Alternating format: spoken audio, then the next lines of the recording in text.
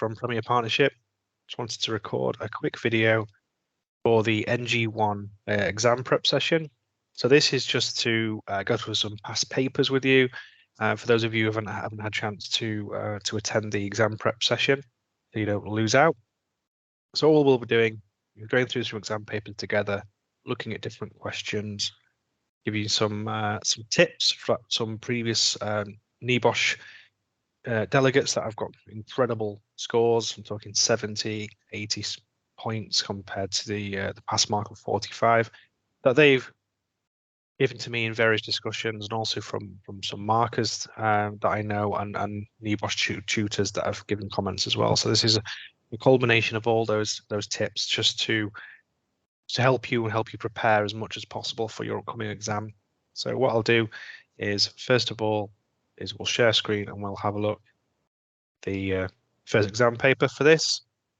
You'll need to stop, pause where you're up to, and you need to read the April 21 exam, which will be on maybe an email you've received or on Moodle. So if you stop what we're doing and then go and read that exam paper, just the scenario is fine. So the scenario here about the supermarket store, if you could read that for me and then come back and play the rest of the video. Okay, so you should have read that now. If not, click pause me, go away, read it and come back. Okay, so I'm going to assume you've read that now, so you've got a good understanding of what's in the scenario. So the first thing I'd like to point out is on the old syllabus, which was invigilated exam for 2 hours, you had to try and remember everything. The word count for that was 3,000 words. It's a very different exam setup. So the tutors back then would have been saying things like, you can go over a little bit, a certain percentage, but try not to. With this exam, it's very different. It's a scenario-based exam. It's not the old syllabus anymore. So it's a new exam. You'll notice here it says on the exam paper itself, you are not expected to write more than 3,000 words in total. So that's not a word limit. It's just well, that's what they expect you to write. So that's probably the average that they expect for their learners. That way they can try and stop people from doing 10,000 word dissertations or anything like that. So in most cases people go over that. Don't be concerned if you do go over the word count. It's not a word limit. It's just what they expect. So don't worry if you go under a little bit as well. I mean, you need to get as much content in there as you can. But I've seen people do 4, 5, 6,000 words before, and it's never ever caused an issue. And NEBOSH have confirmed that as well. So just a little note there, please don't be deleting anything out of your exam paper to try and meet this 3,000 words. Not a word limit, it's just an expectation. Okay, moving on. So we've got a scenario. I'm not going to read this out because you've read it yourself now. Okay, so we'll go down. We're going to look at the first question. You're probably asking yourself, Richard, why are you showing me exam paper from 2021? That's fine. We'll look at something a little bit more current before the end of the video, but this is just to show you a couple of the questions that will come up across multiple papers. So this one is a company that's got a relatively bad health and safety culture, negative across the board from top to bottom, all employees. It's not a priority. Priority is money, sales, targets, that kind of thing. So that being said, this first task is employees' responsibilities in the workplace. It is likely that the injured worker and their fellow worker may have breached some of their duties of the employees under the Health and Safety at Work Act. Comment on the extent to which Section 7 clauses may have been breached. Note, you should support your answer, where applicable, using relevant information from the scenario. Okay, so it's worth 10 marks. You can see clearly here that this is how many marks it's worth. Pass mark is 45. So we want to try and do as well as we can in all of these questions to give ourselves the best opportunity to get the highest score that we can. Okay, so the reason why I wanted to talk about this question is because from the closing interviews with the delegates who actually took this exam back in 2021, there was a lot of sort of grumblings and what have you, because when we do the closing interview, a lot of them commented that they felt they went off piste with it. They weren't sure how you would possibly get 10 marks. And they all talked about what the employer did wrong. Because it's easy to do in this scenario because there's so much negativity in there about what the employer did wrong. But this question is a prime example of what can happen if you don't stick to the question that you're being asked. So the marker will have a list of 10 answers they can give you. But the key thing is to stick to the question as much as possible. So the question is, how did the injured worker and their worker breach Section 7? So it's an open book exam, so we can look in our book, our course books that we've been given.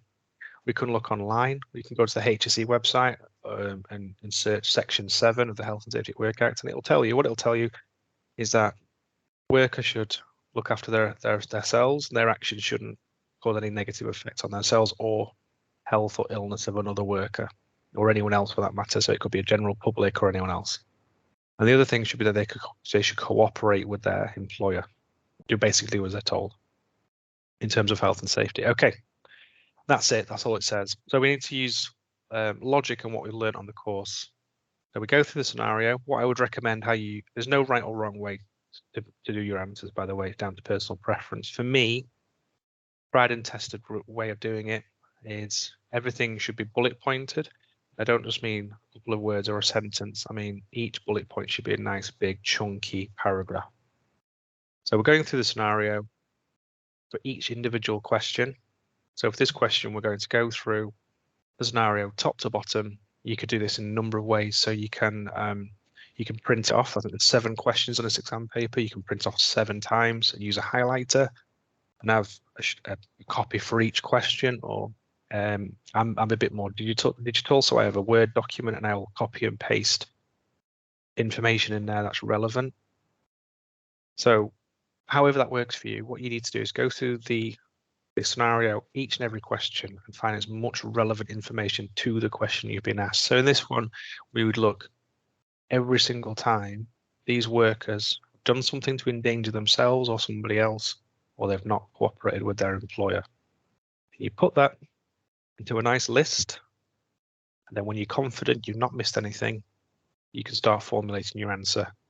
So we'll start with point 1. So when they got on the floor, the shop floor, they were told not to use the machine. So they were verbally told not to use the machine. They were told it was broken and it would be fixed the following day, not to go near it, not to use it. Okay, that's a verbal instruction given by their employer. So it's easy at that point to start talking about, they were given no induction, and they weren't monitored, they weren't supervised because they were young, inexperienced workers. That's all well and good. The question is not asking about the employer, it's about the employee. So we need to stick what we've been asked. So we need to put in there, the workers were given verbal instruction by a senior member of staff that's not to use the machine because it was broken. This was ignored. This is a breach of Section 7. They didn't cooperate with their employer and they used the machine anyway, potentially endangering themselves and other people. So what we've done there is we've made a point, we've referred to the scenario, and we've explained why it's a breach of Section 7. That's it. That's a nice chunky bullet point. That's the first point we've made. Second one, there was a sign on that machine, if you remember from the scenario, saying only qualified people should operate it or maintain it or anything like that. So no one should go near it. That's not qualified. Now these two young workers, they knew that they weren't qualified. They had no training on it, so why would they ignore that? So they've ignored, not only have they ignored a verbal instruction, they've ignored a sign as well. So it's clearly signposted that they shouldn't be using it, but they did anyway. That's again breaching Section 7. They're not cooperating with their employer and putting each other at risk. Okay, so that's 2 points, and then we could talk about the machine jammed. They didn't report it and say, "Oh, excuse me, this machine's jammed," because they would have been told to come away from it. Next point is there was a safety guard on there which they removed. Huge red flag for that one. That's obviously clearly there for a reason. They're not qualified to fix it. They're not qualified to try and do anything like that, but they did it anyway. So loads of things in the scenario that you can relate back to the scenario and explain why you think it's relevant. But you need to stick to what these young people did and not what the employer did, because that's not what the question's asking. I hope that makes sense. Okay, so it's tricky to get 10 marks on that. I'm not sure you would, but you would go through the scenario and just find as much as you possibly can. Very tricky question. It caused quite a lot of frustration at the time, but that's pretty much what the marker's looking for. Okay, That's 2. Okay, so this is about influencing health and safety culture. So whether it's a really, really good health and safety culture or a really negative one, as seen in this scenario, you'll get a similar question. The question will be around something. So whether it will be the culture or individual people's behaviors and how that affects the culture, but it'll be something around that. So they're a great question. You should be really happy if you get this question. Worth 20 marks. So you should be really pleased because it's relatively easy to answer. So to improve health and safety performance in the supermarket, you need to positively influence health and safety culture. What appear to be negative indicators of the health and safety culture at the supermarket, and it really helps you out here. You should support your answer where applicable using information from the scenario. So what this wants you to do is, again, go through the scenario. We need to stick to the question we're being asked. So what is a negative indicator of culture? So what you need to do, start a new Word document or get your new copy of your scenario, get your highlighter ready, and you go through the scenario and you pick out every single tiny little negative thing you can find. So it could be no induction for health and safety. Nobody was taught. And then you can break that down into smaller sections as well. No one was told what the first aiders are. No one was given any instruction if there's a fire, what to do. Someone gets injured, who's going to call for the ambulance. There's no information at all about anything at all. There was no sort of heads up or don't be using any machine that you're not qualified to do. They were just brought onto the floor. There was no supervision, even though they were young, inexperienced workers. The list goes on and on. There's so much meat on the bones. The fact that the MDs had a really negative attitude towards health and safety, so it was a waste of time, waste of money. Loads of stuff in there, definitely more than 20. So what you would do for each individual one, fresh bullet point, you talk about what you found, you talk about why it's relevant, link it back to the scenario, and do that for as many as you could find. If you could find 30 negative indicators, then do 30, because you don't know what's on the markers list. You could do 20 and say, right, I'm done, that's enough. But they may not be on the markers list. You may have only got 5 that are on the list. So just keep going until you've exhausted it. And then once you feel you've answered the question and you feel you want to put some other stuff on there as well, that may not get you a mark, but it might do. You never know. Feel free to do that as well. Just try not to waffle. You need to keep to the question that's being asked. But if done correctly, that's an easy 20 points. You're halfway there. You'll need to get 45. So you're nearly halfway there. It's really good. Okay, task 3. Health and safety management roles and responsibilities, worth 10 marks. Comment on the effectiveness, or in this case, we're going to critique it, aren't we? We're going to talk about how rubbish it is. Roles and responsibilities. It's a relation of health and safety management in the supermarket. It helps you out again. You should support your answer where applicable using relevant information from the scenario. So when you're faced with a question like this, it can be a little bit daunting. How on earth can I get 10 marks for this? So when it's is or any sort of like what training required, anything like that, all you need to do is break it down into a hierarchy, starting from the top. So you've got your store manager. The scenario doesn't go into any detail about higher up than that. Doesn't talk about directors or board of directors or anything like that at all. So we're going to just go from the top as the store manager. You could probably find 10 things in the scenario just to criticize his role and responsibilities in health and safety. Obviously, being the top person on the rung, his responsibilities are pretty significant. So you would go through there what you've learned on the course, do as many big chunky bullet points as you can, and then you need to do managers, maintenance people, workers, temporary workers, first aiders, anyone you can think of, anyone that's mentioned in the scenario.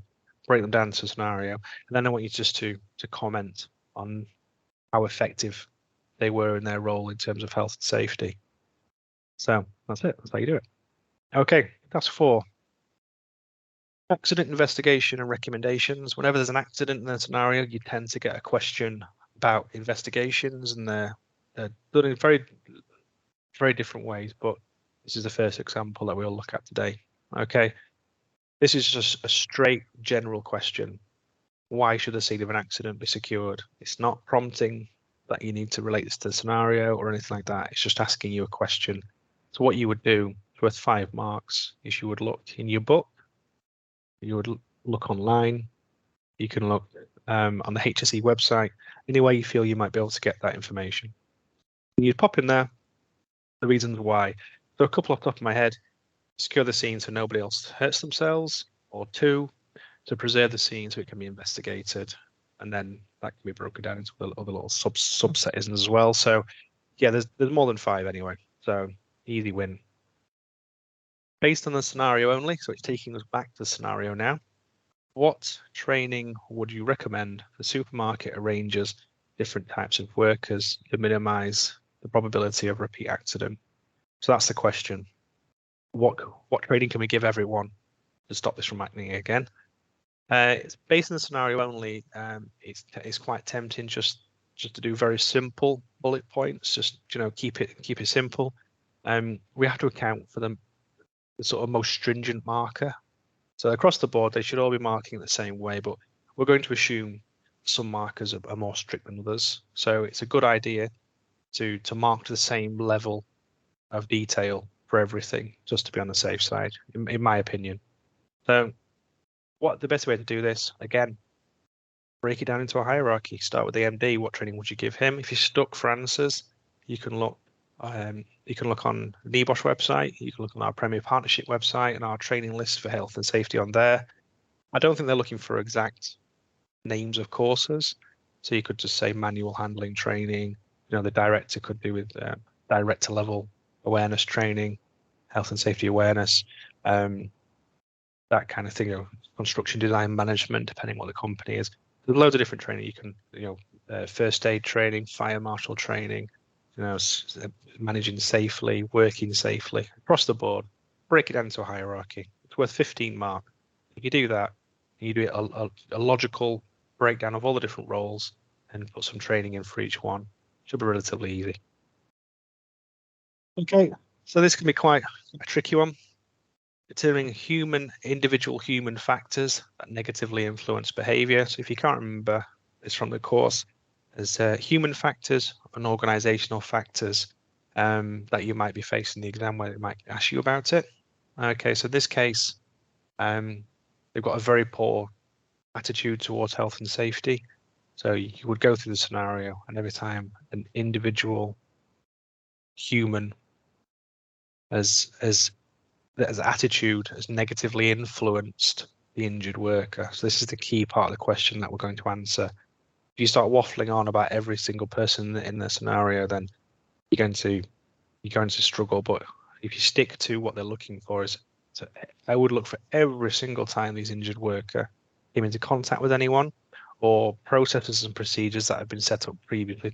So things like, again, no formal training, no induction, that kind of thing. And then also who they've come into contact with when they got there.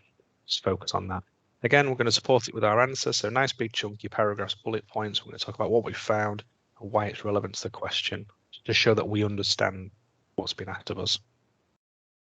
Okay, very, very rarely, at task 6, you'll get some sort of graph or chart or action plan or something like that. So it's very rare. It only happens every now and then. I think in the last 3 years, I've seen maybe a couple. So it may not be something you'll encounter, but when you first see it, I've had learners say to me that they struggled quite a bit when they first saw these charts. They can be quite overwhelming. But if we just need to logically read it and break it down and not get too upset or flap about it. So we all know what this is. It's your standard 3x3 risk matrix. And these are the questions. Assuming you're teaching someone who has never seen this matrix before, show how the matrix can be used to confirm the risk level was acceptable when the compactor risk assessment was initially carried out. So it's a bit of a vague question, but I think it means before it was broken and the safety guard was taken off. So in usual circumstances, before it's been damaged or tampered with, what is the risk rating? So you'll just explain how this works, what rating you would give it. Obviously, it's quite subjective across a whole range of delegates. You're going to give a different, maybe possibly a different answer, but low or medium is reasonable for that, depending on how you view it. You explain it. So try and give as much information as you possibly can. It's worth 5 marks. anything that you think is relevant, just try and stick to what's been asked. So A2, show how the matrix can be used to confirm the risk level has significantly changed. So you want you to show calculations and support your calculations using information from the scenario. So for both of these, that is. So what I would do is I would give your exact rating of what it would be, link it back to the scenario. So you've got those young workers have taken the safety guard off, making it significantly more dangerous. You need to explain why you think that, how the rating changes from this to this. So it's going to go from low or medium to extremely high, isn't it, straight away? So that's basically what the market is looking for, is for you to understand that and demonstrate it. Not only why you think that, also show your calculations as well. Okay, this is a very tricky one. What administrative control measures could the supermarket put in place to prevent the repeat of an accident with the compactor? You should show your answer where applicable using relevant information from the scenario. So it's worth 10 marks. So the key thing here is this here, administrative control measures. So this is every policy, procedure, training, anything you can possibly do to put something in there, some sort of process in place, stop this from happening. So I would, start from the top of the scenario and go down, and everything you can think of, every single step you can think of. So every time the MD's been dismissive of the fact they need a new risk assessment. So introduce a new risk assessment process, introduce admin controls for if a machine breaks. What we're going to do, we're going to isolate it, we're going to unplug it out, which there's no power to it. We're going to tape it off with a sign on there. We're going to ask managers to hand that information over to the next shift, and that then would be maybe voiced out in a toolbox before the session starts. Increased monitoring, supervision of young workers and experienced workers, better training, in the induction, loads of things you can talk about. Definitely more than 10. So as many as you can possibly think of. Okay. The very last one is financial arguments for the store manager to improve health and safety. Okay, so the reason why they're asking this question is because this company and its managing director or store manager, whatever he was, is he or she is very, very financially run, isn't she? He or she cares about targets, money, sales, that kind of thing. So that's why we've been tasked with based on the scenario, giving a financial information to improve health and safety. So we're there to argue the case of health and safety. So that could be it's all in the first section of your NG1 book. We're talking about indirect losses, direct losses, fines, claims, costs for training. The HSE come in. What are they going to charge you? Fee for intervention, fines from the HSE. They could close you down. They could close you for 2 weeks while they investigate it. Loads of different things that they can do. Loads of different examples. Definitely more than 10. That's all in your book. It's all online as well. If you go to the HSE website, if you're not sure, you can just Google that as well and use that information to help you. And that's it. It's a nice big chunky bullet points explaining why you think that financial argument that you need to talk to about would influence that worker. And that's it. So you see, if you break it down, the exam questions and pages aren't quite as daunting, and with key focus and sticking to what we've been asked and if you the reason why we're using paragraphs that are bullet pointed as well is it's easier to keep yourself focused on what you've been asked rather than a big long narrative, which is fine if you want to do it that way. But for me, I just find it's a little bit harder to review and read before you send off. Another key thing as well, some people have different ways of answering these. So for me, I would just go down to question 1, start and go down. Some people like to read it first and answer the easier questions. It's all downhill after that. Some like to answer the hard questions. It's all downhill. Some people like to do the easy questions, get the low hanging fruit and all that. But for me, I don't think it matters how you do it. The key thing is is learn when to leave it alone. If you're spending 12 to 15 hours going through exam paper because you can't leave it alone, chances are by the end of it you're probably making it worse than better.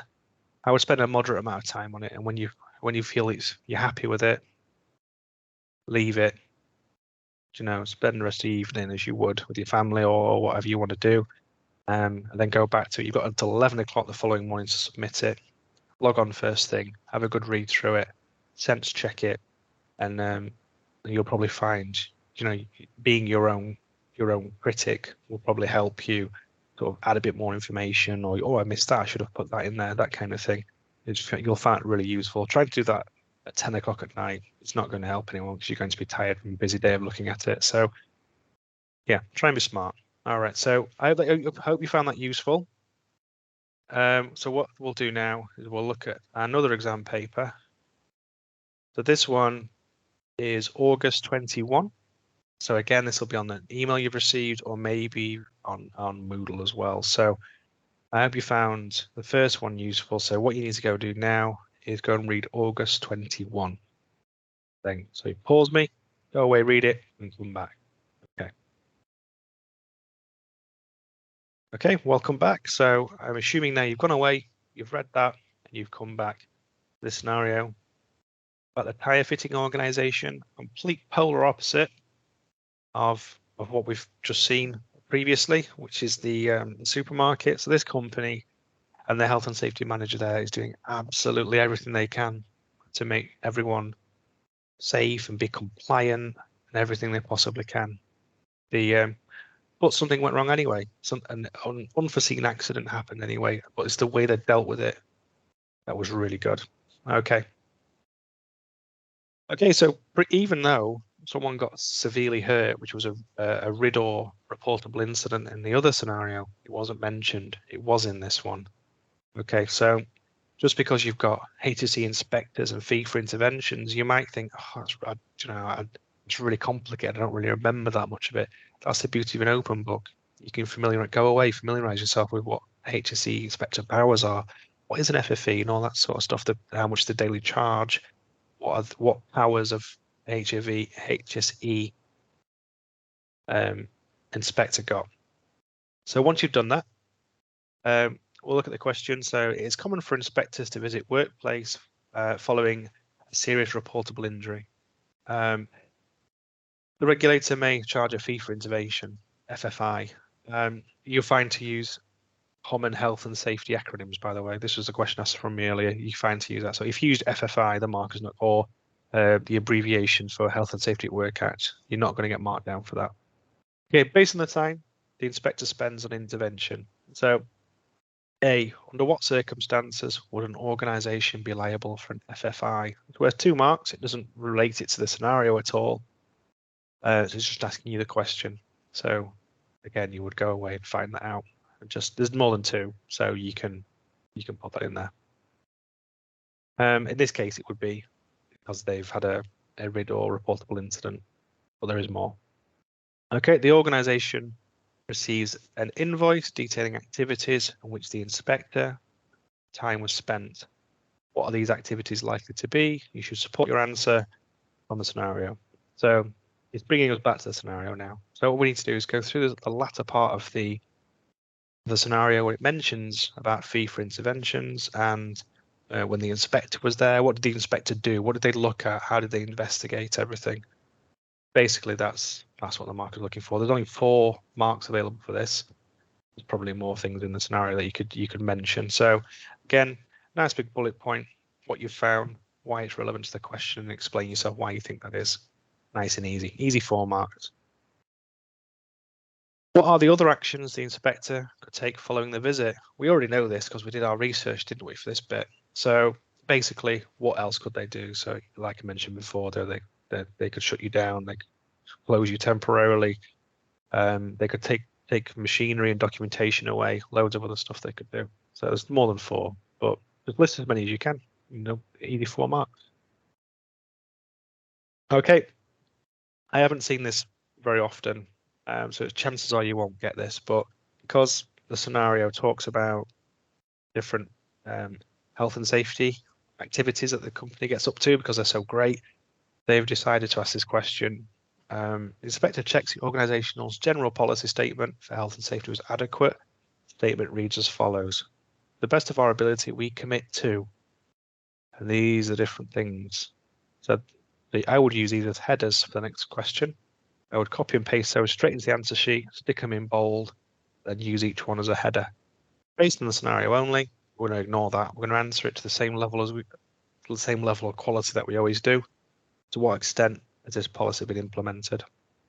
So go through the first one, preventing accidents, injury, and ill health. So based on that scenario, what has the company done to try and prevent accidents, injury, and ill health? And just to go through each individual one, 15 marks there.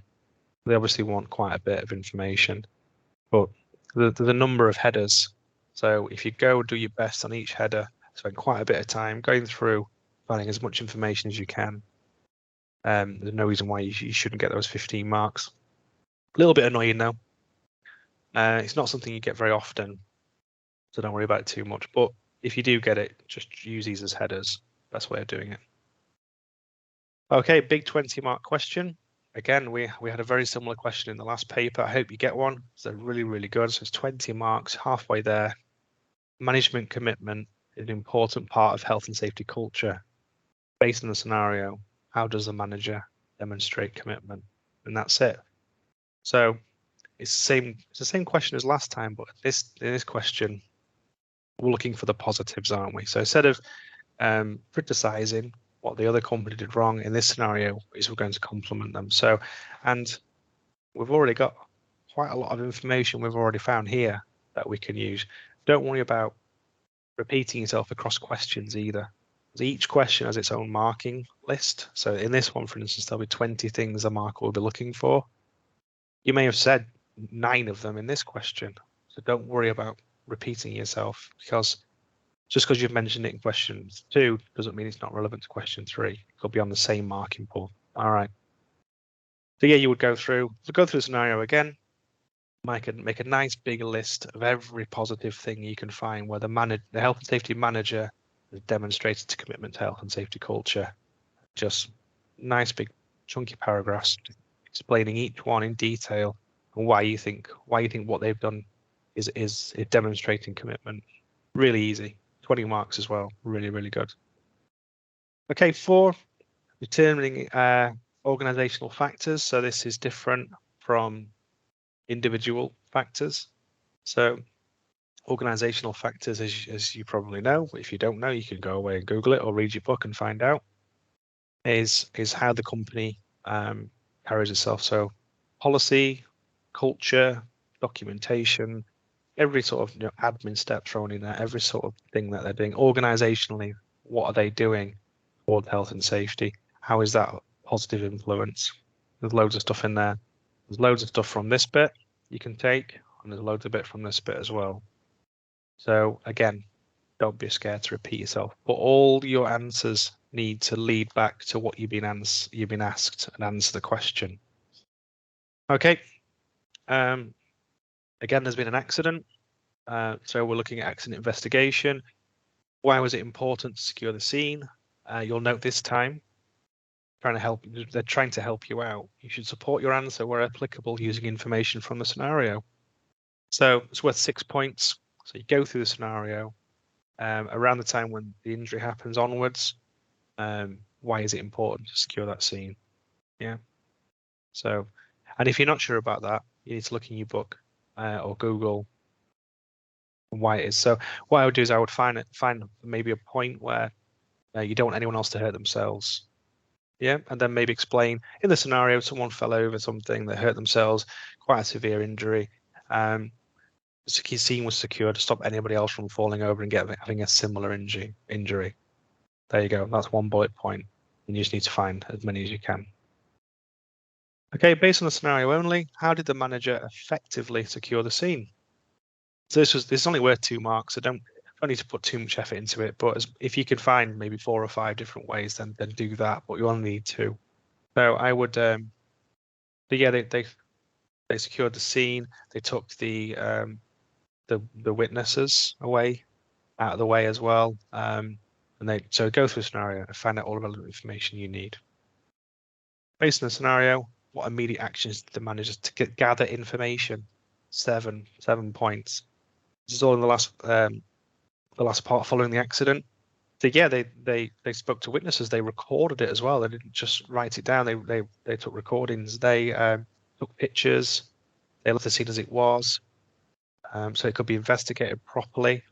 And they took lots of ways to keep everything as it was, so it wasn't disturbed, and gather as much information as possibly can for when the HSE, because he knew due to the type of injury that there'd be some sort of interaction with the HSE about it. So yeah, I think it's the latter part of the scenario. Just read through it and everything it did, but you just need to make sure that your answers are relevant to the question.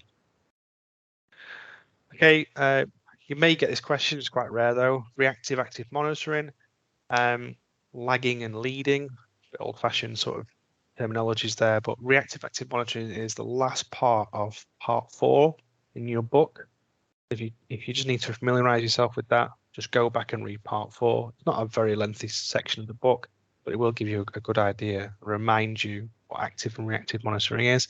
Reactive, as we know, is anything after an accident or after the incident or after the fact. Yeah. And leading or active is everything running up to that. So everything you've done before the accident to try and prevent it. Simple as that. So yeah, go through the scenario. This is obviously everything that you're going to see before the incident in the scenario, and this is everything after. But also don't forget as well, you've got the plan, the cycle, can do, check, act. There can be lessons learnt from an accident. So something can be reactive and then can move into active as you maybe do fresh risk assessments with that new information, new safe systems of work based on the fact you've had an accident there to try and prevent it from happening again. Those runs in the cycle. So yeah, it's the last part of section 4 of your book. But 10 marks as well, so it's worth your time and effort. Emergency procedures. The reason why they're talking about this, because in the scenario, they were really good, weren't they? The company was amazing. As soon as someone got hurt, everybody sprang into action. They knew exactly what to do. Whereas in the other scenario, people were just running around like headless chickens. So that's why they're asking this question. So just comment on it. Go back to the scenario, and worth 5 marks. Just comment on how well now drilled and how everyone knew what to do. So someone sprang forward and rang the ambulance. Someone sorted gave first aid to the injured person. They took the civilian away, the customer away into a different area. They tried to preserve the scene as much as they could, while obviously making sure that the injured person was okay and getting first aid till the emergency services were there. Loads of stuff to talk about. Okay, this is an interesting question. It's quite subjective as well. In the event of the manager being off work, what arrangements could enable another worker to manage a similar emergency? So yeah, very subjective. It depends on what you think, really. So it can be quite difficult, this question. But and the mark will have 5 very. It's worth 5 marks. We'll have 5 very rigid responses they can give you marks for. I'm just trying to think it logically. So yeah, things like training. You could have people that have got different responsibilities for health and safety rather than just being them like a committee or representatives, that kind of thing. So just trying to think of it that way. What else can they be doing? Just like a person goes on holiday for 2 weeks and this would have happened, would they have handled it in the same way? Maybe, maybe not. Okay, last one, task 8, worth 10 marks. So the last question, we looked at the financial issues because that's all that's all they cared about. In this scenario, the health and safety manager and the company really care about health and safety, and they want to be as compliant as possible, keep everyone safe, and also, make sure that they aren't getting into trouble with the HSE. So what appear to be the legal reasons for health and safety to be managed at the workshop? So this is everything in part 1 of your NG1 book. So the legal reasons you would go through there, so you can avoid fines, prosecutions, loads of different things in there. So it's all in your book, and you could probably find more than 10 as well. Just list as many as you possibly can and explain why you would put that argument forward, and that's it. So I hope you found that useful. So things to remember is don't worry about the word count. It's not a word limit, it's just a word count. Take your time with the questions. Try not to waffle on and lose sight of what the question's asking. And if you're not sure, just maybe take a step away, have a cup of tea, have a think about it, and come back and read it with fresh eyes. And that's it. So I hope you found that really, really useful. If not, you need some more support, then you need to email in and ask to be invited to the exam prep session if you're not already. But we just cover very similar things. So, but I hope you found that useful. And if you need me for any reason, my name's Richard. So you can email me or you can give me a call. Okay, thank you. Bye then.